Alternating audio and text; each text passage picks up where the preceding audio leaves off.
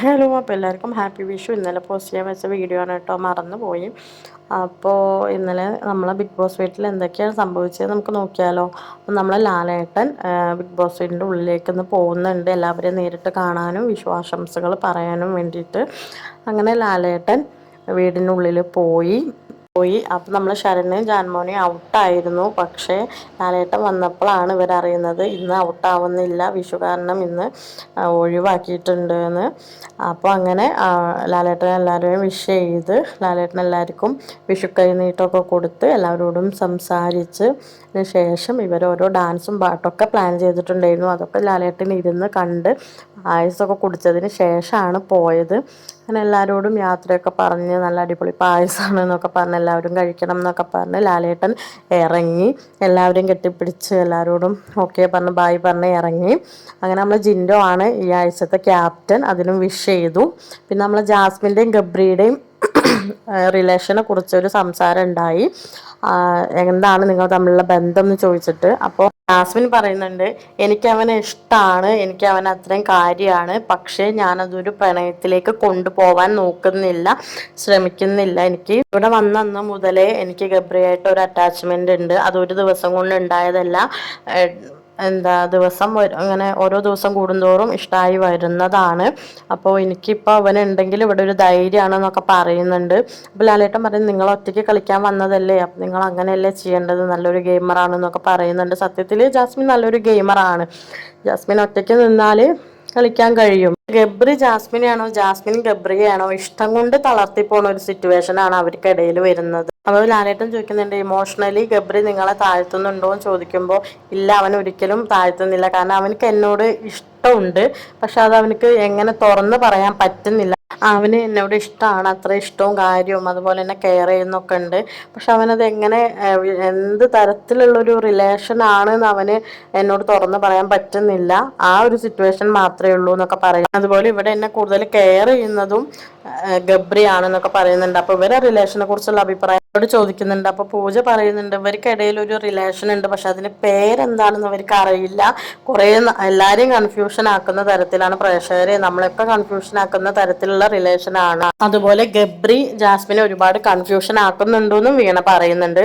അതുപോലെ ഇവരുടെ റിലേഷനെ കുറിച്ച് എല്ലാവരോടും ചോദിക്കുന്നുണ്ട് കേട്ടോ. അതിൽ നമ്മള് സിബിൻ സായി ഒക്കെ പറയുന്നുണ്ട്, ഇവര് ശരിക്കും പ്രേക്ഷകരെ നാട്ടുകാരെ നമ്മളെ വീട്ടിലുള്ളവർ, അതായത് ബിഗ് ബോസ് വീട്ടിലുള്ളവരെ വരെ പറ്റിക്കുകയാണ് പറയുന്നുണ്ട്. ഇവരെ ഫുൾ ഇവരെ നാടകമാണ്, അതായത് പ്രേക്ഷകരെ പറ്റിക്കുന്ന ഒരു നാടകമാണെന്ന് പറയുന്നുണ്ട്. ഏട്ടൻ പറഞ്ഞു, അങ്ങനെയാണെങ്കിൽ ഞാൻ ഇവിടെ ഒരു വീഡിയോ പ്ലേ ചെയ്ത് തരാമെന്ന് പറഞ്ഞ് ജാസ്മിൻ്റെയും ഗബ്രിയുടെയും ഒരു സംസാരം, അവർ കോൺവെർസേഷൻ്റെ ഒരു വീഡിയോ ഇട്ട് കൊടുക്കുകയാണ്. അതിൽ ജാസ്മിൻ ഗബ്രീനെ, ഗബ്രി ജാസ്മിനെ കൺഫ്യൂഷൻ ആക്കുന്ന വീഡിയോ ആണ്. രണ്ടുപേരും അങ്ങോട്ടും ഇങ്ങോട്ടും സംസാരത്തിൻ്റെ ഇടയിൽ അങ്ങോട്ടും ഇങ്ങോട്ടും ഓരോ ക്വസ്റ്റ്യൻ ചോദിച്ചിട്ട് അവർ തന്നെ കൺഫ്യൂഷൻ ആവുന്നുണ്ട്.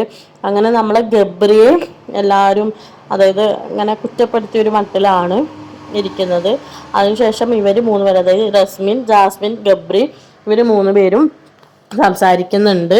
അപ്പോൾ നമ്മളെ ഗബ്രി പറയുന്നുണ്ട്, ഞാനിവിടുന്ന് ക്വിറ്റ് ചെയ്ത് പോവുകയാണ്, എനിക്കിവിടെ നിൽക്കണ്ട, ഞാൻ കാരണം നിൻ്റെ ഗെയിം ഇതാവണ്ടെന്ന് പറഞ്ഞ് സ്പോയിൽ ചെയ്യണ്ട പറഞ്ഞിട്ട് ഗബ്രി ക്വിറ്റ് ചെയ്ത് പോവാണ്.